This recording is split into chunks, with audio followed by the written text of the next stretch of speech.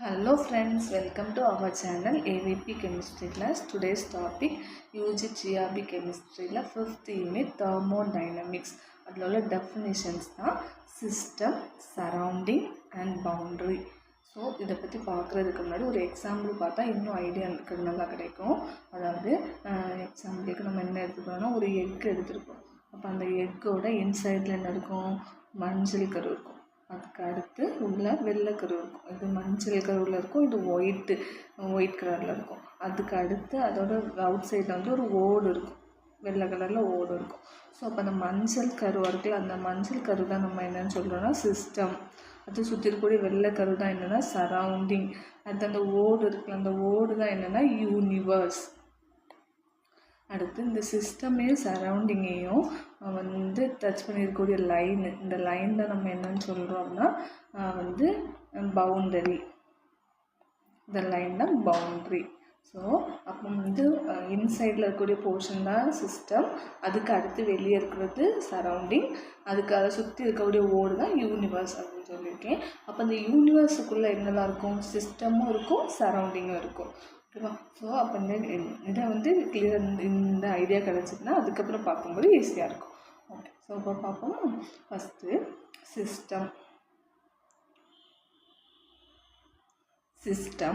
The universe is divided into two parts, the system and surrounding. So அப்போ universe வந்து two பார்ட்ஸாக divide ஆகுது. ஒன்று வந்து சிஸ்டம், இன்னொன்று surrounding. System is the part of universe. அதாவது வந்து யூனிவர்ஸோட ஒரு பார்ட்டு தான் வந்து சிஸ்டம். அது வந்து which is under thermodynamic consideration. இதை பற்றி நம்ம இதில் பார்க்குறோம், தெர்மோடைனமிக் டாப்பிக்கில் தான் பார்க்குறோம் அப்படின்னு சொல்கிறாங்க. Then it is separated from the rest of universe. அதாவது வந்து இந்த பவுண்ட்ரி தான் என்ன பண்ணுது, அதை வந்து செப்பரேட் பண்ணுது. அதாவது சிஸ்டம் எது, சரௌண்டிங் எது அப்படிங்கிறத செப்பரேட் பண்ணி காணக்கூடிய லைன் தான் என்னென்னு சொல்கிறோம்னா பவுண்ட்ரி. ஓகே, அடுத்து இந்த டயக்ராம், இது வந்து சிஸ்டம், இன்சைடில் இருக்கிறது சிஸ்டம், அது சுற்றி இருக்கிறது என்னென்னு சொல்கிறோம் சரௌண்டிங். அடுத்து இந்த இது ரெண்டையும் செப்பரேட் பண்ணி காணிக்கூடிய இந்த லைன் தான் பவுண்ட்ரி. அது அப்போ சிஸ்டம் உள்ளே இருக்குது, அதை சுற்றி இருக்கிறது சரௌண்டிங். அடுத்து இந்த ரெண்டு இதாவது அவுட் சைடு வந்து யூனிவர்ஸ். தென் சரௌண்டிங்னா என்ன அப்படின்னு பார்க்குறோம். Everything in the universe that is not the part of the system is called surrounding. அதாவது யூனிவர்ஸ், இது வந்து யூனிவர்ஸு. இந்த யூனிவர்ஸில் இது வந்து சிஸ்டமாக இருந்தால் இந்த சிஸ்டமை தவிர ரிமைனிங் இருக்கக்கூடிய இது எல்லாமே தான் என்னன்னு சொல்கிறோம் சரௌண்டிங். அதான் everything in the universe that is not the part of the system is called surroundings. The surrounding comprise the region outside the system. இது வந்து சிஸ்டம்னா இந்த சிஸ்டம்க்கு அவுட் சைடில் தான் என்ன இருக்குது, சரௌண்டிங் இருக்குது அப்படின்னு சொல்கிறாங்க. Okay, then and of where we make our measurements. Then boundary. Boundaryனா anything which separate that வந்து சிஸ்டம் ஃப்ரம் இட்ஸ் சரௌண்டிங். சரௌண்டிங்லேருந்து சிஸ்டமை செப்பரேட் பண்ணி காணிக்கிறது தான் என்னென்னு சொல்கிறோம் பவுண்ட்ரி. பவுண்ட்ரி. அப்போ இப்போ சிஸ்டம்னா என்னென்னு பார்த்தோம், தென் சரௌண்டிங்னா என்னென்னு பார்த்தாச்சு. அடுத்து பவுண்ட்ரி லைன் என்ன அப்படிங்கிறது டெஃபினிஷன் மட்டும் கிளியராக தெரிஞ்சிருந்தால் போதும். Okay, next types of system. Types of சிஸ்டம்னா 3 டைப்ஸ்.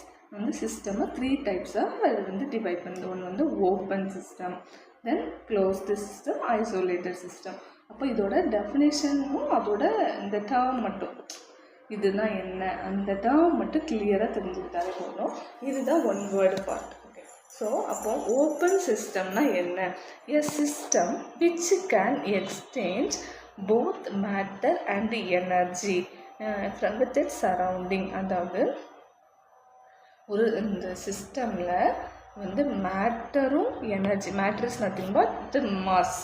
அப்போ மாஸும் எனர்ஜியும் சரௌண்டிங்க்கு எக்ஸ்சேஞ்ச் ஆகுது. இது சிஸ்டம். இந்த இன்சைடில் இருக்கிறதா சிஸ்டம், சிஸ்டம்லேருந்து சரௌண்டிங்க்கு போகிறது அதான் வந்து இது சிஸ்டம். சிஸ்டம்லேருந்து எங்கே போகுது, சரௌண்டிங் போகுது. என்ன போகுது, மேட்டர். அதே மாதிரி சிஸ்டமில் இருக்கிறது சரௌண்டிங்க்கும் போகுது. அப்படி எக்ஸ்சேஞ்ச் ஆச்சுன்னா அதான் எ system which can exchange, that word is important, which can exchange both matter and energy with its surrounding. இதோட சுற்றி இருக்கக்கூடிய சரௌண்டிங் கொடுத்துச்சுன்னா அதுதான் ஓப்பன் சிஸ்டம்.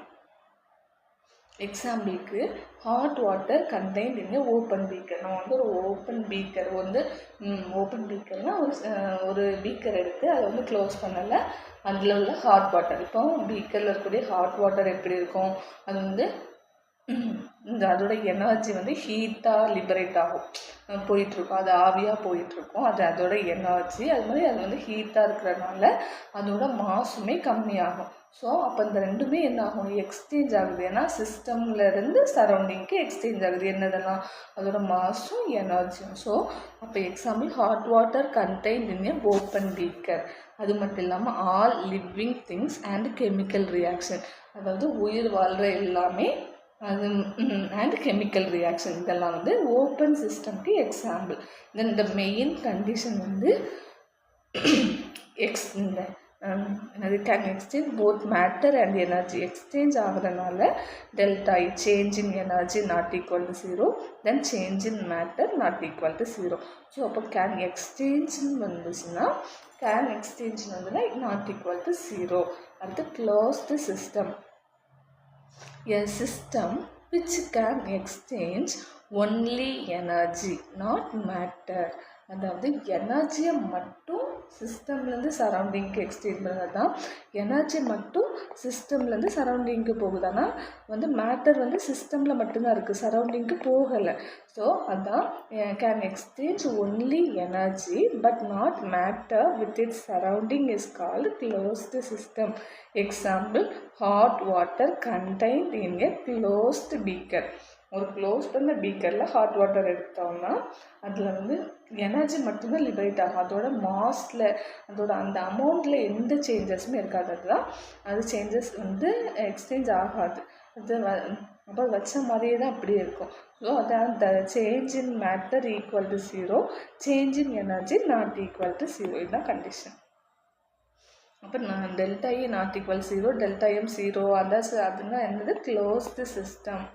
Closed system. அடுத்து ஐசோலேட்டட் சிஸ்டம். ஐசோலேட்டட் சிஸ்டம்னா a system which can exchange neither matter nor energy.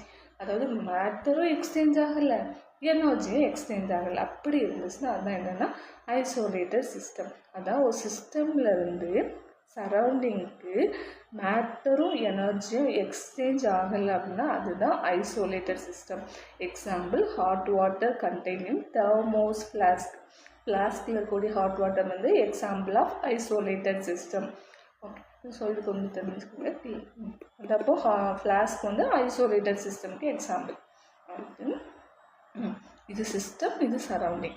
So சிஸ்டம்லேருந்து மேட்டரும் எனர்ஜியும் surrounding போயிருக்கன்றதை போகலை, சிஸ்டமில் மட்டும்தான் இருக்குது. ஸோ கேனாட் இந்த neither matter not energy exchange.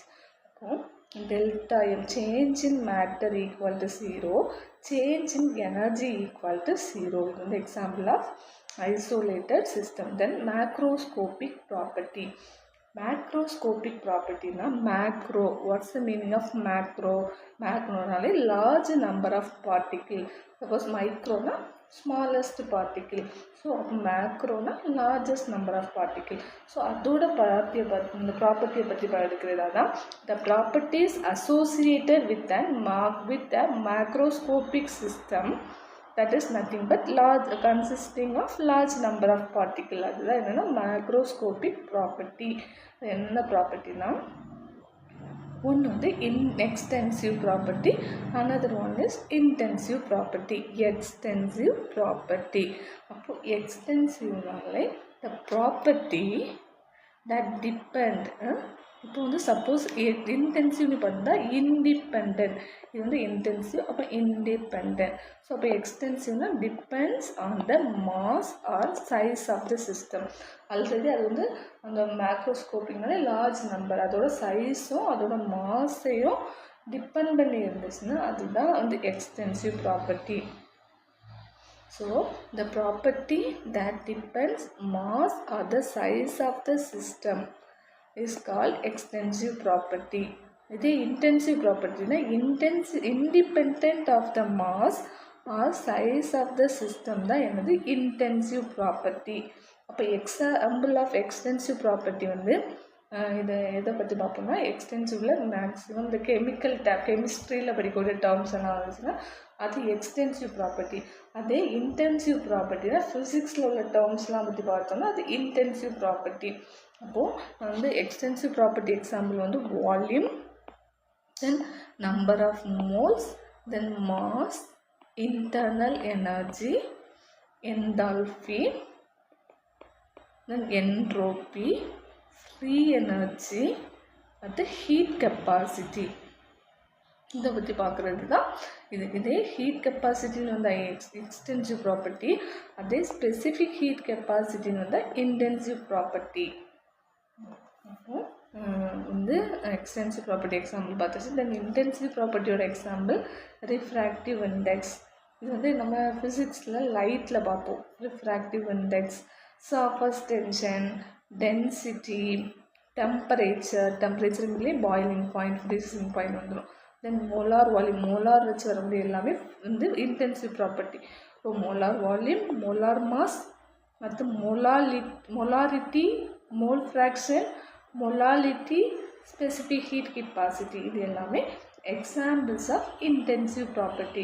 So from this வீடியோவில் சிஸ்டம்னா என்ன, சரௌண்டிங்னா என்ன, அது பவுண்ட்ரினா என்ன, அதுக்கப்புறம் டைப்ஸ் ஆஃப் சிஸ்டம்னா என்ன, அது macroscopic property, that is extensive and intensive property, அதோட எக்ஸாம்பிள்ஸ் பற்றி பார்த்தோம். சப்போஸ் உங்களுக்கு இந்த வீடியோ வந்து யூஸ்ஃபுல்லாக இருந்துச்சுன்னா வந்து லைக் பண்ணுங்கள், ஷேர் பண்ணுங்கள், சப்ஸ்கிரைப் பண்ணுங்கள். Thank you for watching.